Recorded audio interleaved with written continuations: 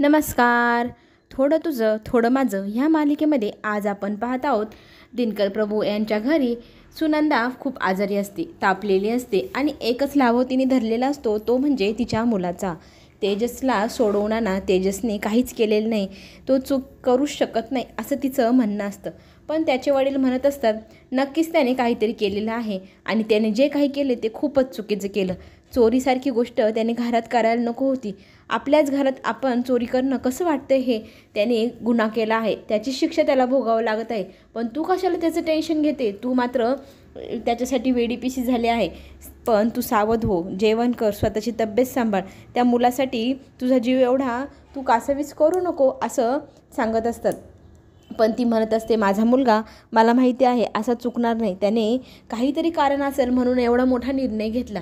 पण त्याचे वडील म्हणत असतात मला त्याची फार लाज वाटत आहे, त्याने जे काही केलं ते खूपच लाजिरवाणं होतं, असं काही करायला नको होतं. एक वेळ जेवायला नसलं तरी चालेल पण असली चोरी वगैरे करायला नको होती. पण त्याच्याही सारखी समजत असते त्यांच्या वडिलांना माझा मुलगा असं करूच शकणार नाही, मला त्याच्यावर पूर्ण विश्वास आहे, त्याला घरी आणल्याशिवाय मी काहीही खाणार नाही. त्यात मोठा मुलगा आहे तो, आई तू सकाळी काही खाल्लं नाही, रात्री काही खाल्लं नाही, आत्ता तरी थोडंसं खा ना गं म्हणून तिला विनंती करत असतो. पण ती म्हणते अन्न पाण्याचं एक थेंबही मी माझा मुलगा घरी आल्याशिवाय घेणार नाही. तुझ्या बायकोमुळेच तर माझा मुलगा जेलमध्ये आहे, तिला सांग सोडवायला असं म्हणत ती त्याच्यापासून तोंड फिरवून घेते. इकडे पोलीस स्टेशनमध्ये तेजसकडे हवालदार येतात आणि मग तो म्हणतो काय झालं? तर हवालदार त्याला सांगू लागतात तुला भेटायला एक महत्त्वाची मोठी व्यक्ती आलेली आहे. आता अशी कुठली व्यक्ती आली आहे असं म्हणून तेजसला प्रश्न पडतो. तर तो बघत असतो कोण आले म्हणून. मग तो समोर पाहतो तर काय, ती व्यक्ती म्हणजे गायत्री वहिनी. गायत्री वहिनीला पाहून तो एकदम शांत होऊन जातो. आता ही कशासाठी इथे आली असावी बरे म्हणून तो पाहत असतो. गायत्री वहिनी येते, टोमणे टामणे मारायला सुरुवात करते. स्वातंत्र्य सैनिकाचा नातू आणि हा असा जेलमध्ये, वा काय तू नाव कमवलंस. तुझे आजोबा लोकांचा पत्रकार म्हणून इतका छळ करायचे आणि त्यांना नाना प्रकारे बदनाम करायचे, आणि हा दिनकर प्रभूंचा मुलगा, प्रभूंचा नातू, चोर प्रभू, लोक असे हाक मारतील तुला बाहेर गेल्यावर. कसं वाटतंय? गायत्री असं बोलत असते आणि लाज वाटते रे मला तुझी. प्रभू चोर कसा दिसतोय म्हणून. आणि त्याची टिंगल उडवत हसतही असते. पण त्याला तो जुमानत नाही, तोही तिला एकदम प्रखरपणे उत्तर देत असतो आणि तिच्या एकाही गोष्टीला एवढा घाबरत नाही. ती मात्र म्हणत असते माझ्याशिवाय तुला सोडवणारं कोणीही नाही, फक्त मीच तुला ह्या जेलमधनं सोडवू शकते. तेव्हा मी सांगेल तसं वागायचं आणि करायचं, तरच मी तुला हे जेलमधनं काढेल. तो मात्र तिला सांगत असतो तू सोडवलं तरच मी बाहेर जाईल असा तुझा भ्रम आहे. तू सांगल ते करायला काही वेगळा रिकामटेकडा नाही. मी तू सांगितलेलं काहीही करणार नाही असं तो तिला स्पष्टपणे सांगत असतो. ती मात्र म्हणत असते तू हे एवढं सगळं कुणासाठी आणि कशासाठी केलं हे माहिती आहे ना तुला? मला तर माहिती आहे बुवा.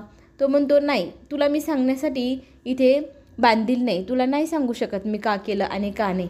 तेव्हा ती हसते आणि त्याला म्हणते तुझे सगळे डावपेच मलाच माहिती आहे आणि तुला बाहेर काढायचं की नाही हेही माझ्याच हातात आहे. तेव्हा तुला माझ्याशिवाय दुसरा पर्यायच नाही, मी सांगल ते करावं लागेल आणि नाही केलं तर मग बस जेलमध्ये सडत. कसं वाटतंय?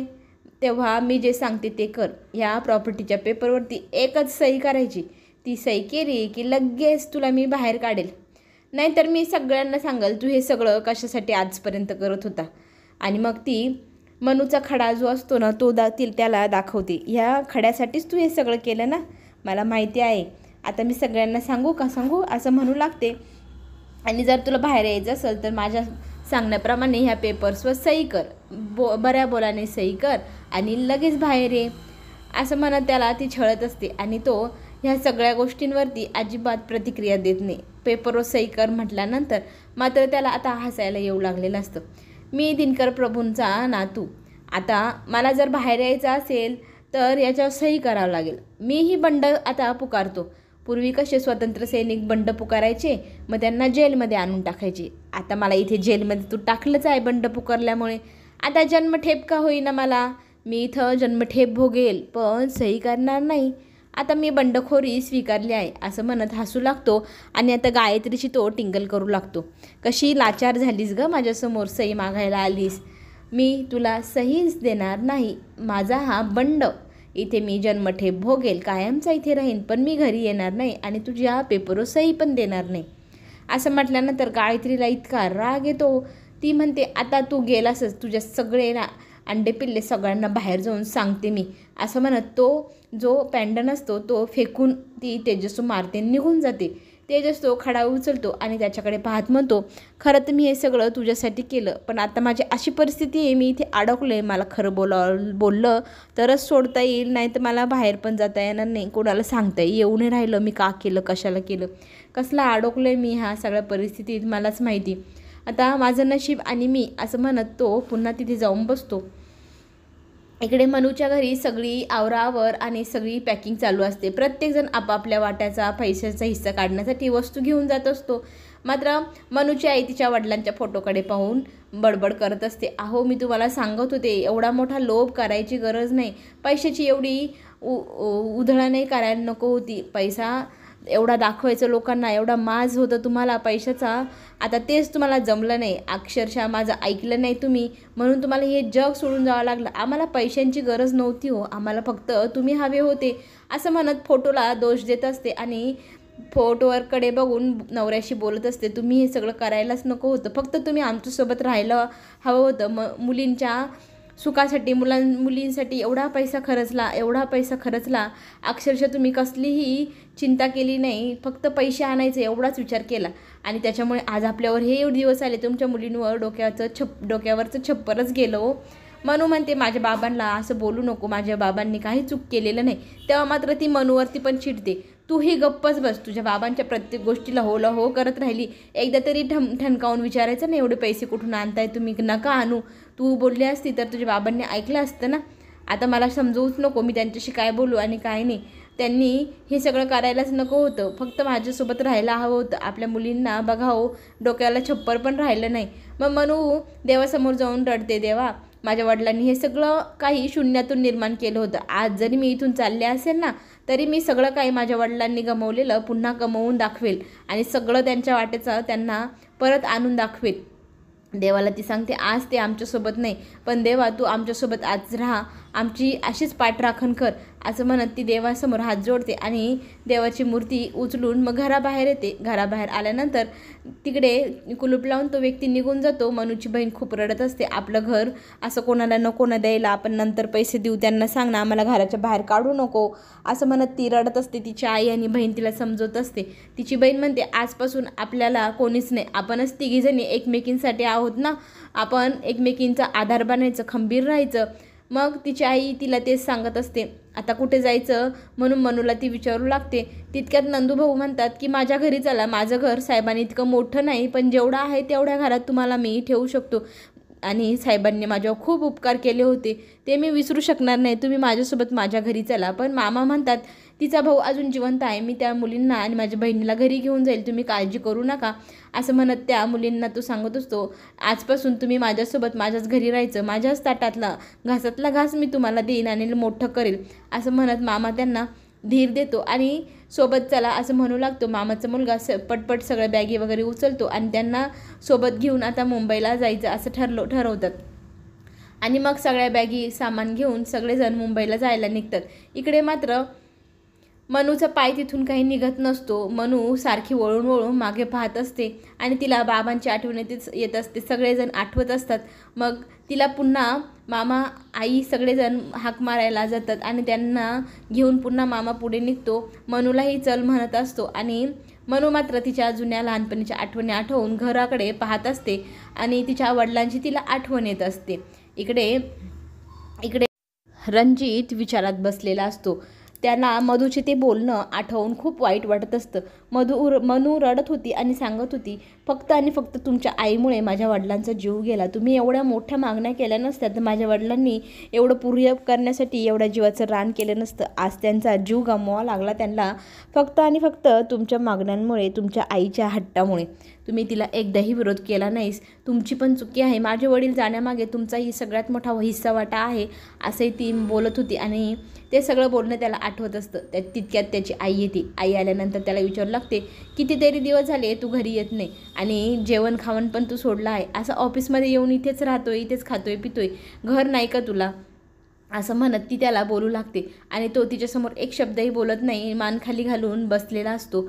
आणि गुरुजीही मग रणजितरावला सांगतात, काय चाललंय तुमचं, तुमच्या आईचा जीव बघा ना कसा कासावीस झाला आहे, तिचाही विचार करा, तिला तुमच्याशिवाय आहे तरी कोण या जगामध्ये.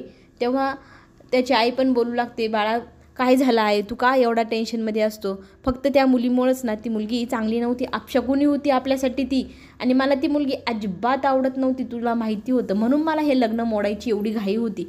तेव्हा मात्र रणजित म्हणत असतो, मला तू एकदा तरी मनमोकळेपणाने सांगायला हवं होतं, तू असा विचार करायला नको होता, तू एवढा लग्नाचा भार त्यांच्या सगळ्यावर टाकून दिला, इतक्या मोठ्या मोठ्या मागण्या तू केल्या, त्यामुळे त्या माणसाचा जीव गेला. आज त्या जीव गेल्यामुळे त्यांच्या तुला जर पाप लागला असेल तर ते पाप मिटवण्यासाठी गुरुजींना विचारून घे, काय काय व्रत तोडगे करावे लागेल, कारण त्यांचा मरणाचा जो काही आरोप आहे आता तो तुझ्यावरती आहे. मी सांगतो तुला, तुझ्यामुळेच तिचे वडील वारले, हे जग सोडून गेले, आता ते पाप घालवण्यासाठी काय करावं लागेल हे तुझ्या गुरुजींना विचार आणि ते पाप घालव बरं, बघ बरं जाते का. आणि एक गोष्ट मी तुला अजून सांगतो, प्रत्येकजण ना, माझे वडील वारले तेव्हा तुला म्हणायचे पांढऱ्या पायाची, अपशकुनी पायाची, नवऱ्याला गिळलंस, या बिझनेससाठी अपशकुनी आहे तू, असं सगळेजण बोलायचे. पण मला तेव्हा ते खूप वाईट वाटायचं, तुझ्या बाजूने मी तेव्हा खंबीर उभा होतो आणि आपण त्यावेळेला कसे दिवस काढले हेही मला आठवतं. पण तू तीच सगळं आता मनूसोबत केलं, मनूला तू असंच बोलत राहिली आणि मनूला तू अपशकुनी पांढऱ्या पायाची म्हणते, ही तुझी मनातला राग होता, तू तिच्यावरती काढलास, हे मला आत्ता जाणवत आहे. तू तिला नेहमीच अपशकुनी म्हणत होती, तुला लोक म्हणायचे म्हणून तू तिला म्हणत होतीस ना, तुझ्या मनातला राग तू असा बाहेर काढलास. पण आता माझा एक निर्णय ऐकून घे, मी आता लग्न करेल तर फक्त आणि फक्त मनुष्यच करेल, नाहीतर मी माझ्या जीवाचं काहीतरी बरं वाईट करून घेईल आणि तू काहीही करू शकणार नाही. मी माझा जीव तिच्यासाठी 100% देईल, म्हणजे देईल, जर ती माझ्याशी लग्न करायला तयार झाली नाही तर. आणि हे सगळं फक्त तुझ्या या हट्टामुळे राहील. या अपशकुन ही जीव तू मनात गाठ मारून घेतली आहे ना, फक्त याच्यामुळेच तू तुझा मुलगा गमावून बसणार आहे, हेही तितकंच खरं, असं म्हणत तो तिथून निघून जातो. तो एवढा बोलल्यानंतर त्याची आई खचून जाते. गुरुजी मात्र तिला सांगत असतात, आपण नवग्रह शांती जर केली तर हे सगळं काही शांत होईल. पण ती म्हणते, नाही, आता माझं ठरलंय मी काय करायचं ते.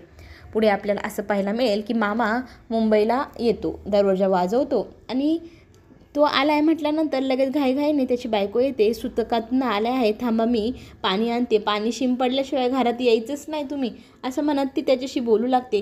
आणि म्हणते, सुतकातनं आल्यानंतर आता सगळं ओझं इथेच काढून टाका बरं, तुमच्या बहिणीचं ओझं, तुमच्या भाच्यांचं ओझं, नाही तर ते ओझं घरात घेऊन याल आणि बघता बघता त्यांनाही तुम्ही घरात घेऊन याल, मला ते आपल्या घरी आलेल्या अजिबात चालणार नाही.